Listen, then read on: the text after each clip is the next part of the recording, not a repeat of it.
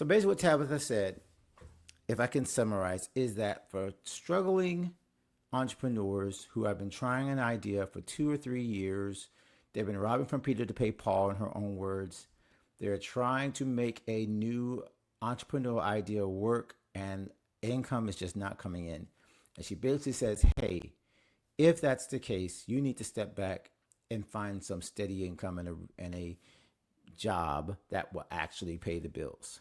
Now, I have seen from all sorts of areas what the commentary of that advice has been. It has gone from she is tone deaf because there aren't any jobs available, so people are looking for jobs. So that's a very backhanded way of saying, oh well, you should just be working when people can't find work. And then there's other people who say, well, you didn't give up on your dreams. You were a struggling artist. You were, living in, you're not necessarily her car. I don't think that was her. I think it's Steve Harvey that was living in his car. But there have been so many actors and actresses that have slaved away and they weren't getting any results. And eventually something just clicked and they made it. And it's like she's telling them to give up on their dreams before they hit that milestone. And and then there have been those defending her that say, hey, she's telling you the truth. Like, if you're not making it financially, you need to find income that works for you. So, how do we address all of this? Well, I think the first thing I can say is simply using my own experience as not being the example for everyone, but just being real. I have been in all three stages of the creator lifestyle where I have been full-time creator, relying on nothing but my full-time income as a creative freelancing. I have been full-time in my position as a job, as a teacher, where maybe I had some income coming from full side hustles and creative work, but really nothing to, that actually made a difference. My full-time job was my full-time job. And I've been where I am right now, where there is a very, very blended mix of income from what could be called a steady job and from my creative passions and from my entrepreneurial pursuits. And they go back and forth where one might be doing really well and one isn't, or so and so.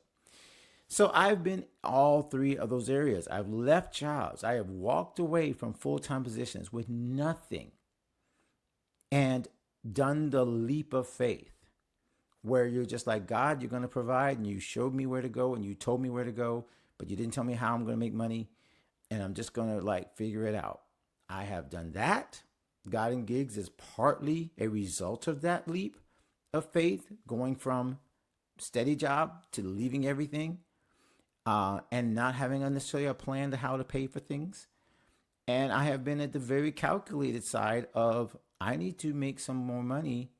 And these are some places where I can actually fill in the gaps and still pursue my creative pursuits, but have something that is more, again, I'm putting quotes every time, steady. And I want you guys, again, to leave in the comments what you think about this, whether settling for a job is somehow some kind of defeat or failure.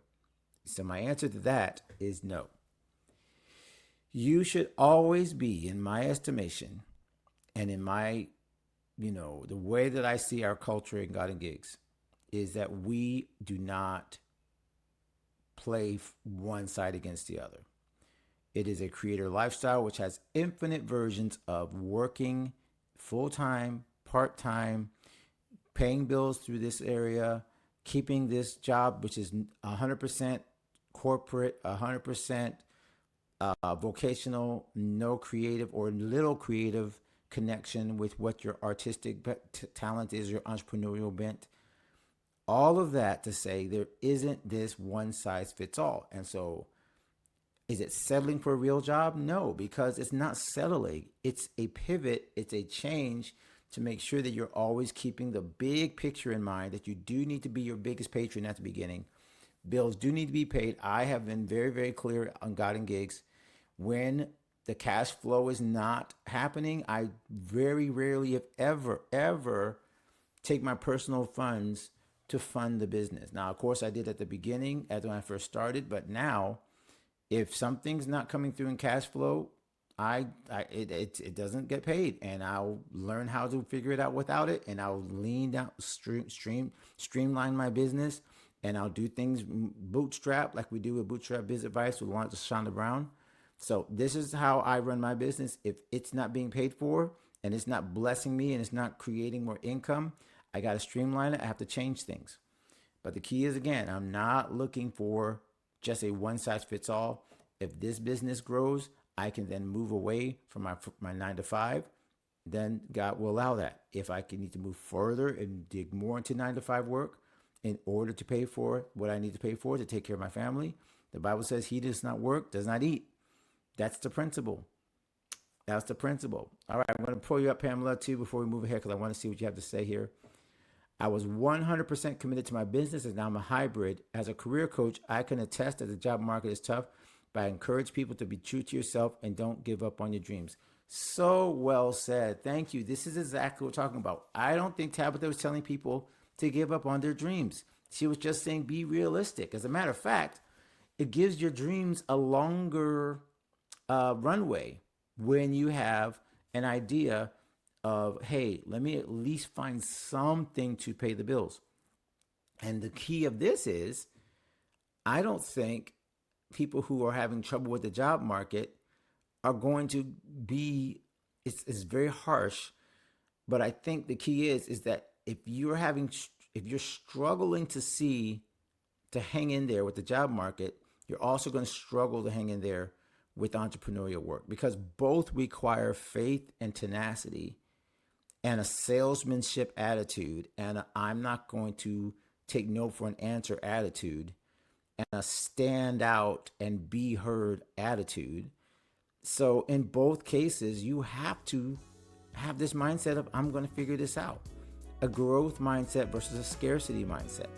So whether you are searching for a job or whether you're going to go entrepreneurial all the way, either way, you can't have a victim mindset.